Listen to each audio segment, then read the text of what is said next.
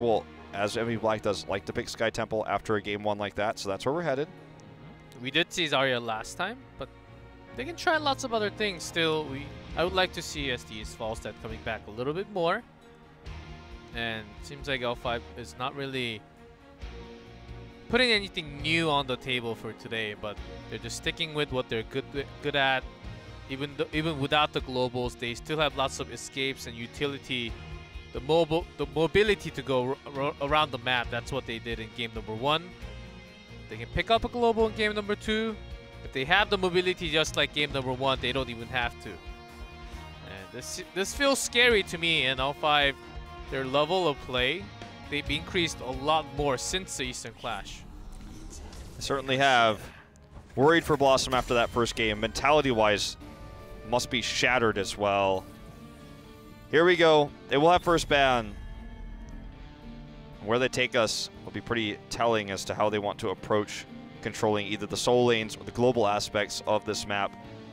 And it used to be controlling this map through global was how it was done. But now, because the early game is so dominated by solo lanes, solo lane is more important than global, no matter what map you're on. And the map that you're on where globals are important, if you win the soul lane against the global in the top lane, it doesn't matter what else happens. Sure, there's some things you could do with a Falstad. For example, you could turn a team fight, you could split push in the late game, but other heroes can do that better now, and they're better at team fighting, so... Yep. The real question for BlossoM is, do we want to ban Genji or do you want to take Genji? Is Dudu's Genji good enough, or... Because L5 already showed a good counter to the dive coming in. They had their own Garrosh in the team. They built their strong back line, front line, and then win the sustain war, and then they just wipe the team fight just like that. Seems like they are going that way. Dudu's Genji is here, first pick. Vala Uther. And they are ready. And we saw this happening for L5. There's Q Vala and secondary DPS with double support solo tank. Was last time. This was the comp they started to build the Zarya comp with as well, with the Vala carry. And then they, basically put all the energy into Zarya. Vala kites back, still has some ranged poke, but just gets out of danger, minimizes her damage to allow Zarya to cut through everybody else. Saw the D.Va variation as well. Rhaegar, Tyrael. So, very much hyper-protective Genji comp as well. Just what L5 did in game number 1. Yeah, the same exact opposite draft. Will they try to run the Sonya? Oh, this is like reverse drafts here almost. They'll ban the Arthas now. No, they won't. Not against the Vala. I think Wiz did not play Sonya in phase 2, but I think because he likes to play melee assassins, he can if he wants to. Sonya's just not losing top lanes right now, and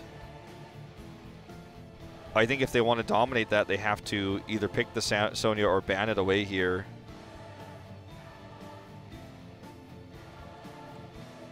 I guess they're probably thinking about the Zarya as well, because that was something that L5's already used here, and that's exactly what they banned.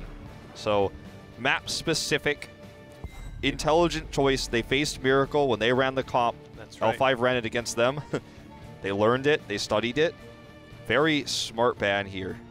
BlossoM always finish their homework when they come to play here, and they are ready specifically against which team and which day they play. This is a sniped ban for SDE, who played yesterday, and Zarya was basic attack, auto attack Zarya. And at the end of the game, Zarya did more damage than the Vala. Vala was a bait, and in the meantime, during the team fight, Zarya was just standing in the middle with the shield, doing all that damage. That's why it's banned from BlossoM's side. So now L5 is making the choice how they want to approach this. Do we grab soul lane now? Do they want the Sonya? Tyrande ETC. Oh, people have been saying their favorite. People have been saying this was going to come back in Korea. There's been whispers, but this is going to be the first time we see it. Nice.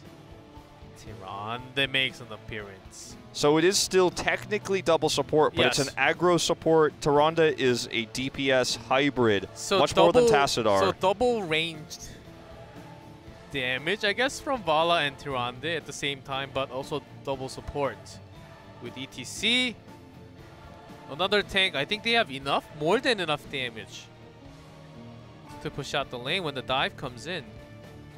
They can, this is a great comp when you have to, when they dive in, when you have to go back, when you have to kite, when you're going back, when you can do so much damage with those auto attacks just like that.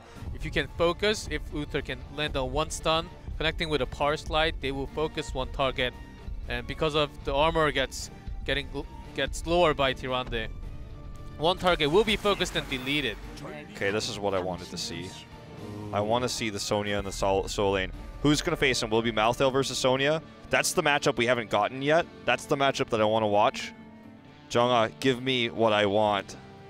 I think Leoric, though. You're probably right, but that's not what I want. That's not what you want. That's not my dreams, okay? I want to see how Malthael does against Sonya. Leoric Sonya will be an interesting one as well.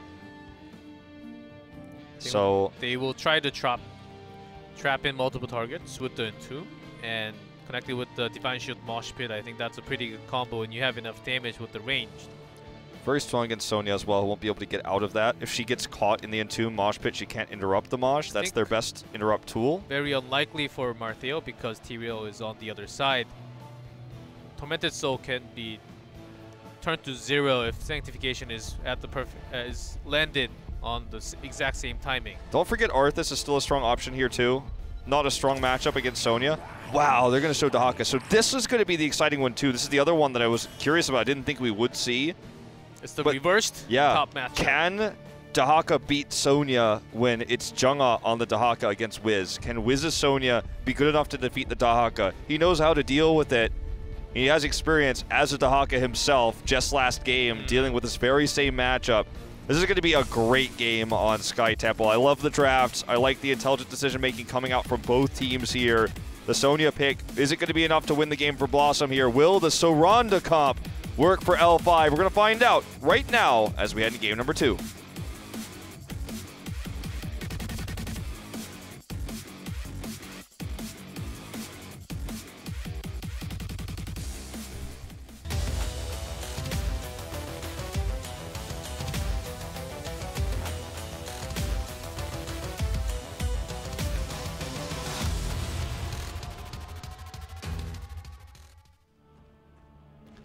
L5 is Hooligan on ETC, SC on Vala, Jungha on Dahaka, SDE on Tyrande, and Swoi on Uther. It is Tyrande DPS with SDE on it.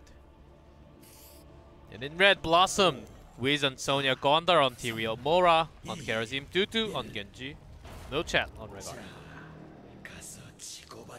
Again, Q Vala. So this is a comp that when you play against it on smaller maps, you always prep the minion wave. You actually block it, you body block it so that you are safer in the level 1 exchange. Can't really do it on this map. This is a comp that's so historically popular in Korea that it has a Korean name. It's called Soranda. So means cow, and the Randa is pretty self-explanatory, right? So Soranda is what this comp is called with the ETC Tyrande. And it is very much an old school, late 2015, spring 2016 style. It was played often with Greymane. Yeah, back in Stunlock meta. Yeah. It was played often with Greymane as the ranged DPS. Ah, so they will actually lane swap. Smart decision by Jungha. He's going to avoid fighting against Sonya because it's a hard matchup. He knows because he played Sonya last game. Yeah. This will force BlossoM to also swap, but they're kind of stuck in this awkward position here where swapping will cost them big. And this lane swap is really cool. And now, you know, Sonya loses the top matchup. When they do switch out, because Dahaka's a global, he could just instantly teleport back up to the top lane, whereas none of these heroes can. They don't have a global. They don't have the ability to rotate. And BlossoM made a quick... I mean, they've seen this before. They've played against this countless times, so they did do as much as they could in the swap, but obviously you're always going to lose out a little bit because you don't have the global. Sad that we didn't get to see Wiz versus Jungha again, though, with swapped roles. At least not yet. We might still see it in the mid-game. possibly never. Your dream will never come true. My dream will never come true. Rip Wolf. All my dreams, man, didn't pick the Malthael. Actually get to fight him in the 1v1. It's my top 10 anime battles, didn't get to see it. Oh well. Only on YouTube sometimes. Precisely. Well, this is going to be a one tempo phase for L5 if they can get the last shot here. They are coming down for the invade. I don't know if this is reasonable.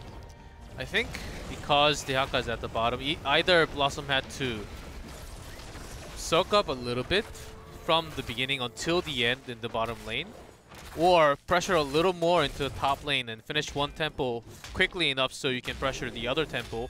But BlossoM, I feel like they were indecisive and lost both at the same time. They also, so they didn't lose any temple time, so they were even on temples, but what they accomplished, what L5 accomplished during the temple phase was greater. That's why they got the entire fort, whereas all BlossoM got was the healing well and the top and the you know, mid-keep wall, or sorry, mid-fort wall. So even though experience doesn't show that much of a lead because Dehaka was soaking a lot, it will start to show when the second fort goes down and when more map control is given. And actually, it's now going to be, as they're still trying to adjust. Oh man, Hooligan is looking for the dankest gank. Oh my god. You see the healing. Arrow's going to kill him there with the auto. Dankest gank. But the top lane was actually still controlled by Dehaka because they sent sent Gondar on the Tyrael up there. And now they sent 3 members to get this camp. They're going to look for a gank, too. If they get the gank and the camp, I think this was really worth the rotation. No one's coming up here. I think they actually might get it. Yep, just barely. So this actually was a smart move. Baiting him into thinking, it's just me versus Tyrael. He loses that. And then they take the camp with the 3-man. L5 just didn't know. L5 may be able to get this healing fountain, though, which would actually be pretty valuable. It's alright for Dehaka because didn't end up using the Brush Stalker, so can always come in, join the fight, or join the lane. It would be great if they can get the fountain, because yes, he's trying to pressure a little bit. Yeah, they're going to get it. That was the objective. They got it. It's no more sustained heals from this fountain on the next temple phase. But they do still have double support, so the healing should be enough. Sure. But let's look at the timing when Wiz is trying to come down to the tempo. Seems like he doesn't want to for now, as he has the pressure against Dehaka. Yeah, he has the night camp there. It's not a fair matchup for the Dehaka in this situation. Oh, look at another power slide from Hooligan. Again, trying to live up to Noblesse, and the plays have been real. The gank attempt he got onto Genji earlier, this gank now on to Tyrael. Well, not really a gank. That was just more of a good power slide.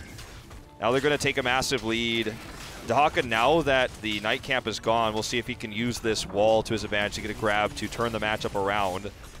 Just watching the minimap, it doesn't seem likely. It seems like Wiz is actually winning at the moment. Absolutely. There's no wall here, and oh, that was a missed tongue grab. So, final tempo shots will go through. Tyrande soaks mid. They have 10. Shadowstalk will be the heroic, obviously. Starfall not really going to be very useful here, especially against double support. You're never really going to burn somebody down with that one.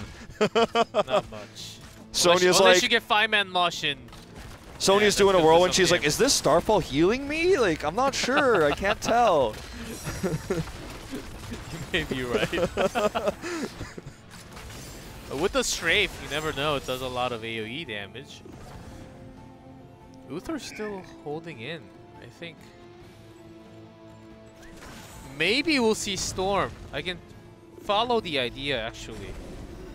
But with a Mosh, there are some CCs available on the other side, but not too many. And I don't think Bala, Tyrande will get caught too many times because they will be in the back line anyhow.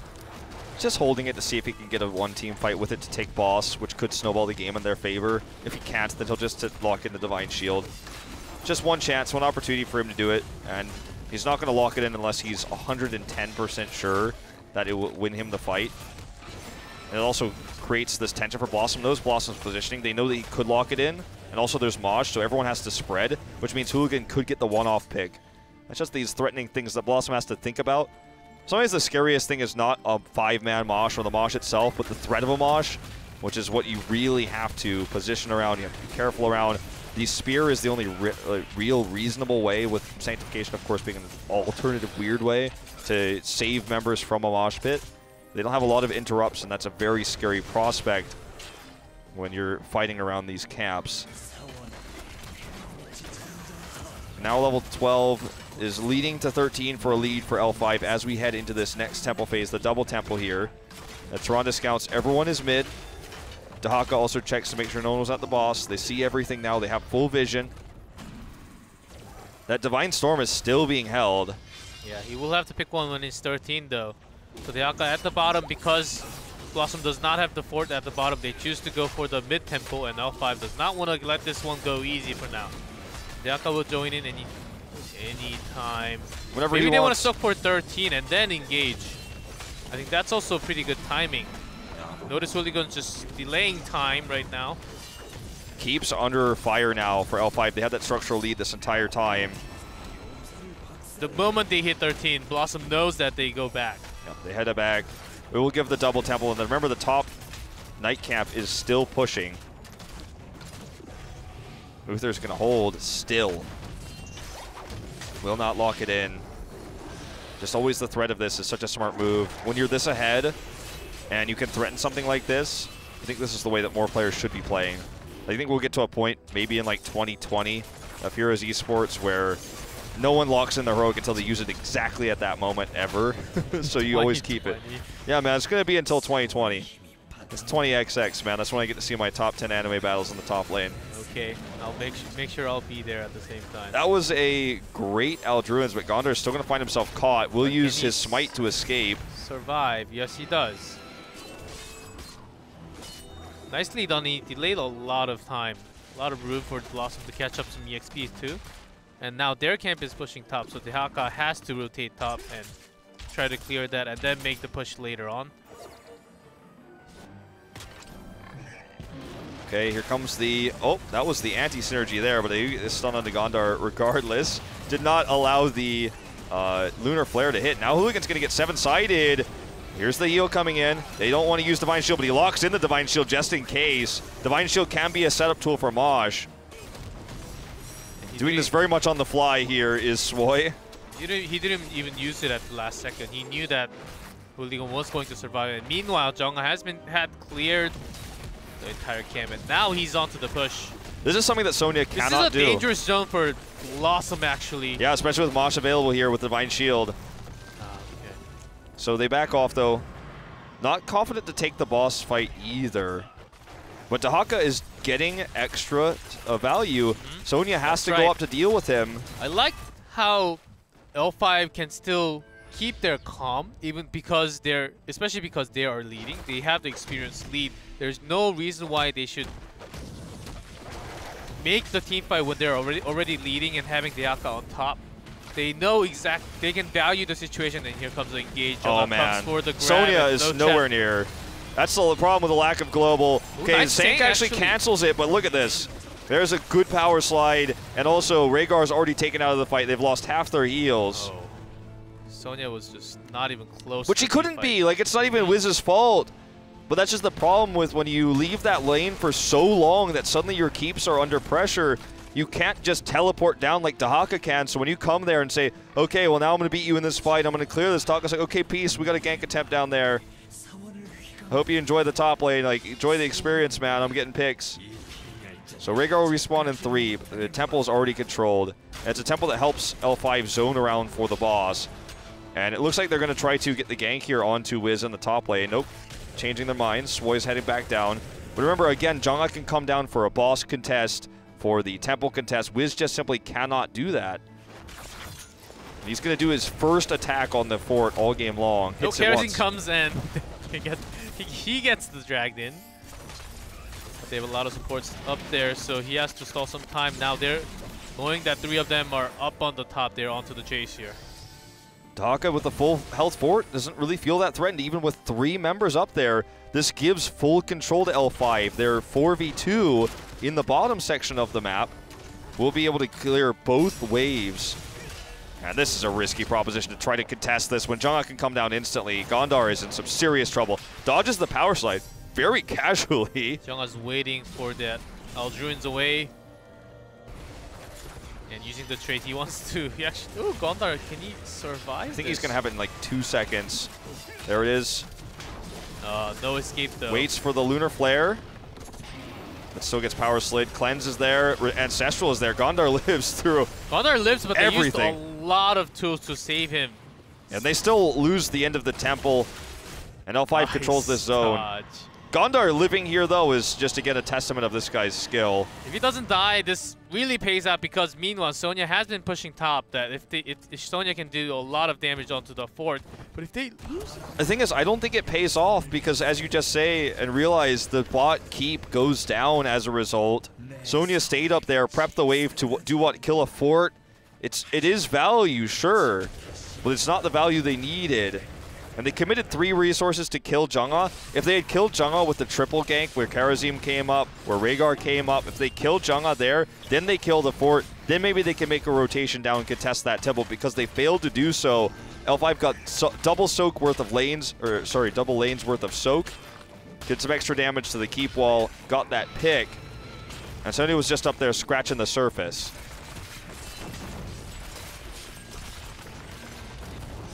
And now BlossoM 2 levels down, look to contest boss. All heroics available with the exception of Ancestral, which will be up at 25. And Dehaka is starting to push the top lane also. He can come in all the time, so him being up there doesn't mean as much as Sonya because he will be here right now, in fact. Lance is gone and Jungha's coming in from the side. Sank is used, they're just gonna wait it out. They walk away. Oh, look at this power slide. The Mosh moves, wins in the fight. That's the interrupt. They have the Divine Shield here used as well, just to make sure. No way this gets broken. That's already the kill onto Genji here. Wiz solo has to back out. Another tongue grab. Even with the Mosh, Gondar came in with the Holy Ground. Nicely done, but Utu was so low from the side. Genji could not do any damage. The moment he came in, he blew up. And I guess what at the end of the day after this game ends, we'll have to remember and say is, was it the Sonya versus Dehaka matchup that was lost by the Dehakas that lost the games? I don't think so. It's what you do as the Dehaka, what you do to circumvent the fact that you will lose lane to Sonya that wins games. And that's what L5 showed. They had the Tehran to the ETC, which allowed them to roam for picks when Dehaka was getting dominated up there. They had better rotations onto objectives, and it looks like they want to end this game before they even hit 20. They had the better late game comp, but it didn't really necessarily need to matter, as this is going to be their 2nd win in the series. They will go to match point. Come on, SCSC, Strafe. I want to see one more. There you go. There we go. And the core's going down 2%, 1%, 0. And that's game 2. Going to L5, and this boss is like 90% health too. Wow, I think Dehaka is... So solo matchup is hard, and their decision to lane swap from the beginning because you know that's a tough matchup. And really forcing the rotation from BlossoM to go down when the first temples were top 2. They started their own rotation from that moment. And I think you just need better shot calling for the team and the teamwork to really make Dehaka work to get those kills. In L5, every single time Dehaka joined the team fight, they got kills. And oftentimes when it was BlossoM or some other team, they did not get kills. And I think that's the biggest difference, of course. Dehaka's Dark Swarm giving the vulnerability the 10% extra damage to all targets, plus the Hunter's Mark from Tyrande adding to that just allowed everyone to get burst down so quickly in those fights. I mean, Vala with the strafe adds to that, plus the extra damage she did with her build there. So Sonya was often left in the top lane doing nothing because she rotated in when she needed to be pressuring the top forts, and when she was up to pressuring the top forts because Dehaka pushed all the way towards the keep, she couldn't just teleport down, and so the lack of a global there was a problem. Sonya in that top lane won the matchup in the early game, but did not win as dominantly as Jungha won against Wiz, and L5 made the right rotations when the struggle was there.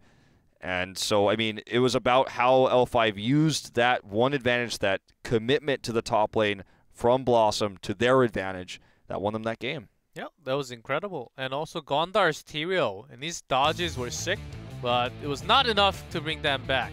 For sure. All right, guys, we're going to take a very short commercial break before we go into game number 3, potentially the last game of the series, and we'll see you then. Very short break, and we'll see you then in just a few minutes.